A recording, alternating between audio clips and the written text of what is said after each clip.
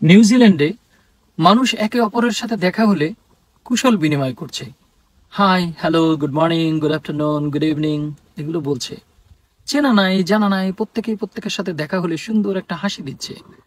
এবং কেউ যদি কখনো কারোর সামনে পড়ে যায় তো সাথে সাথে বলছে আপনি আগে যান।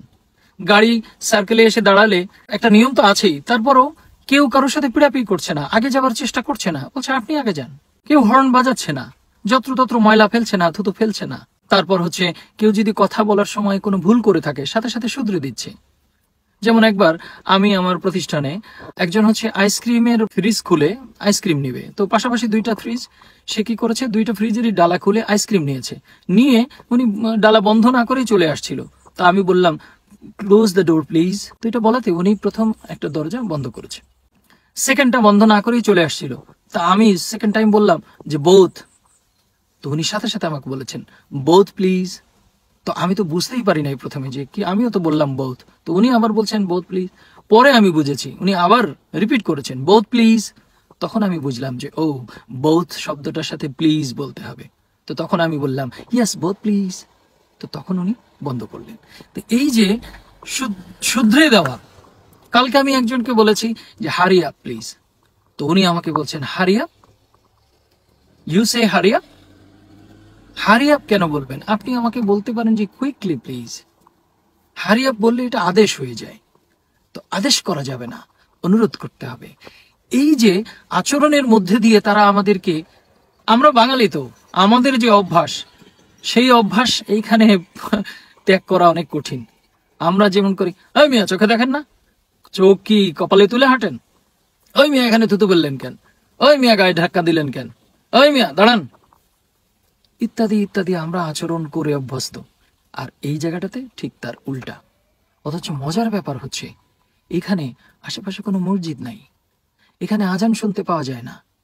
আমি একটা মসজিদ পেয়েছিলাম এখান থেকে প্রায় 50 কিলোমিটার দূরে, সেখানে আমি দেখেছি ওখানে আশেপাশে বাঙালিরা থাকে, সেইখানে মসজিদে তারা নামাজ পড়ে। কিন্তু ওই মসজিদে গ্রুপিং আছে, 2-3টা দল। সেটার আবার গল্প শুনেছি যে এখানে নামাজ পড়তে আসে, কিন্তু এই গ্রুপিং এর কারণে একে অপরকে পছন্দ করে না, দেখতে পারে না, সমালোচনা করে। অথচ আমি যেখানে আছি এর আশেপাশে বাঙালি নাই বললেই চলে। এখন পর্যন্ত আমি কোনো বাঙালির দেখা পাই নাই। এখানে মসজিদ নাই, এখানে আজান শুনতে পাওয়া যায় না, এখানে ঢুপুর ঢুপুর সেজদা দেয় না, কিন্তু এরা সত্য কথা বলে। এরা কারোর জিনিস না বলে নেয় না, কারোর উপর জোর জবরদস্তি করে না, এরা মিথ্যা সাক্ষী দেয় না, সত্যের সাথে মিথ্যা মিশায় না, খাদ্যে ভেজাল মিশায় না।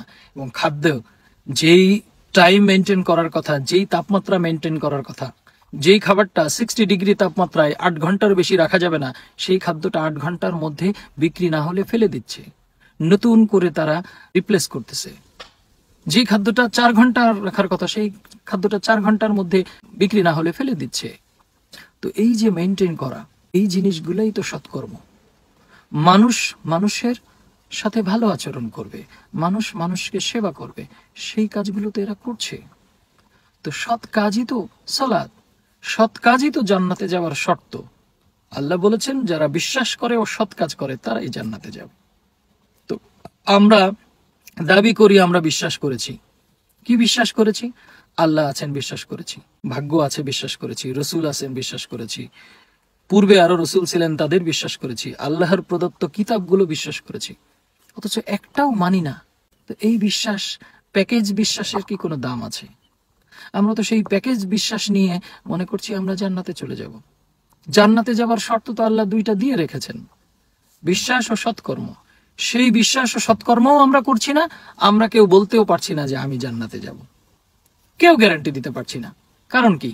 কারণ জান্নাতে যাওয়ার যে সৎকর্মের শর্ত, সেগুলো আমরা পালন করি না। আমরা এতিমকে সাহায্য করি না। এতিমকে সাহায্য যারা করি তারাও আবার কি খুঁজে খুঁজে ওই এতিমখানা বের করি, যেই এতিমখানায় ছেলেমেয়েরা কোরআন পড়ছে, তাদেরকেই আমরা কেবল এতিম বানিয়েছি। কেন? আমার বাড়িতে যে ছেলেটা বা যে মেয়েটা কাজ করে সেও তো এতিম। আমার আশেপাশে প্রচুর এতিম আছে, স্কুল কলেজে অনেক এতিম আছে, আমার প্রতিবেশীর মধ্যে এতিম আছে, আমার আত্মীয়র মধ্যে এতিম আছে, সেগুলোকে আমরা সাহায্য করছি না। আল্লাহকে শর্ত দিয়ে দিয়েছেন যে যারা কোরআন পড়ে সেই এতিমদের সাহায্য করবে, যারা আল্লাহর পথে রয়েছে সেই পথচারীদের সাহায্য করবে, যারা মুসলমান সেই ভিখারিদের সাহায্য করবে? আছে এরকম কোন শর্ত? একদম সহজ সরল সাবলীল শর্ত দিয়েছেন। যারা এতিম তাদেরকে সাহায্য করো, যারা অসহায় তাদেরকে সাহায্য করো, যারা পথচারী, ভ্রমণকারী, ভিখারি, ঋণগ্রস্ত তাদেরকে সাহায্য করো। এখানে হিন্দু, মুসলিম, বৌদ্ধ, খ্রিস্টান কোনো শর্ত দেওয়া নাই। তো আমরা এই প্যাকেজ বানিয়ে নিলাম কিভাবে? এই প্যাকেজ বানিয়ে নিয়ে আমরা অপকর্ম, সুকর্ম, সত্য, মিথ্যা সব একাকার করে ফেলেছি। অথচ আল্লাহ বলেছেন যে তোমরা সত্যের সাথে মিথ্যা মিশ্রিত করো না এবং জেনে শুনে সত্য গোপন করো না। আমরা তো সেটা করছি। তারপরে আমরা দাবি করছি আমরা বিশ্বাসী, আমরা ইমানদার, আমরা জান্নাতে যাব, আমরা 5 ওয়াক্ত নামাজ পড়ি। নামাজ বেহেশতে নিয়ে যাবে এই গ্যারান্টি তো আল্লাহ কোথাও দেন নাই। আমরা বানিয়ে নিয়েছি নামাজ বেহেশতের চাবি। এই যে হাদিসটা আওড়াই, এই হাদিসেরও পরের লাইন হচ্ছে নামাজ বেহেশতের চাবি, আর নামাজের চাবি হচ্ছে ধৈর্য। তো আমাদের কি সেই ধৈর্য আছে? এবং এই ধৈর্য, এটা কোরআনের বেসিক কোর ওয়ার্ড। কোরআনে বলা হয়েছে ধৈর্য ধারণ করো, ধৈর্যের সাথে সালাতের মাধ্যমে প্রার্থনা করো। তা আমাদের তো ধৈর্যও নাই, সালাতও নাই, আছে শুধু প্রার্থনা। আর আমরা এই উঠবস করাকেই নামাজ বানিয়ে নিয়েছি। আল্লাহ তো উঠবস করাকে নামাজ বলেন নাই। আল্লাহ বলেছেন পূর্ব পশ্চিমে মুখ ফেরানোতে তোমাদের কোনো পুণ্য নাই, কিন্তু পুণ্য আছে এতিমকে সাহায্য করো, অসহায়কে সাহায্য করো, গরিবকে সাহায্য করো, সত্য সাক্ষী দাও, প্রতিশ্রুতি দিলে তা রক্ষা করো, ওজনে সঠিকভাবে মেপে দাও, এবং সলাতে যত্নবান থাকো, সলাতে দণ্ডায়মান থাকো। এই দণ্ডায়মান মানে হচ্ছে আপনি নামাজে যেভাবে দাঁড়াচ্ছেন এই দাঁড়ানো না, আপনার ফিজিক্যাল দাঁড়ানোর কথা এখানে বলা হয়নি। দণ্ডায়মান মানে হচ্ছে দৃঢ় থাকা, আপনার নীতির উপর অটল থাকা।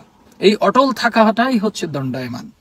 যেমন আমি যদি বলি আমি আমার পরিবারকে ধরে রেখেছি মানে কি আমি 2 হাত দিয়ে ধরে রেখেছি? না, আমি আমার আদর্শ দিয়ে, আমার কর্ম দিয়ে, আমার ইনকাম দিয়ে, আমার ভালোবাসা দিয়ে আমি তাদেরকে আঁকড়ে রেখেছি। তো এই যে অন্তর্নিহিত দর্শনগুলো, এইগুলো আমরা না বুঝে আমরা নিয়ে গিয়েছি যে এই আনুষ্ঠানিক প্যাকেজ ধর্ম পালন। আবার বিশ্বাস হচ্ছে সকল কিছুর প্রধান শর্ত। আগে বিশ্বাস করবেন, অর্থাৎ ঈমান আনবেন, তারপর আপনি কর্ম করবেন। তো ঈমানটাকে আমরা যদি বিশ্বাস করি যে আল্লাহ আছেন, আল্লাহ দেখছেন, আল্লাহ শুনছেন, আল্লাহ আমাদের নিকটে আছেন, তাহলে সেই আল্লাহকে সামনে রেখে, নিকটে রেখে আমরা মিথ্যা কথা কিভাবে বলি, ওজনে কিভাবে কম দেই, ভেজাল কিভাবে মিশাই, প্রতিশ্রুতি কিভাবে ভঙ্গ করি, কিভাবে মিথ্যা কথা বলি, কিভাবে অন্যের সম্পদ ষড়যন্ত্র করে নিয়ে নেবার চেষ্টা করি? তার মানে তো আমরা বিশ্বাস করি নাই।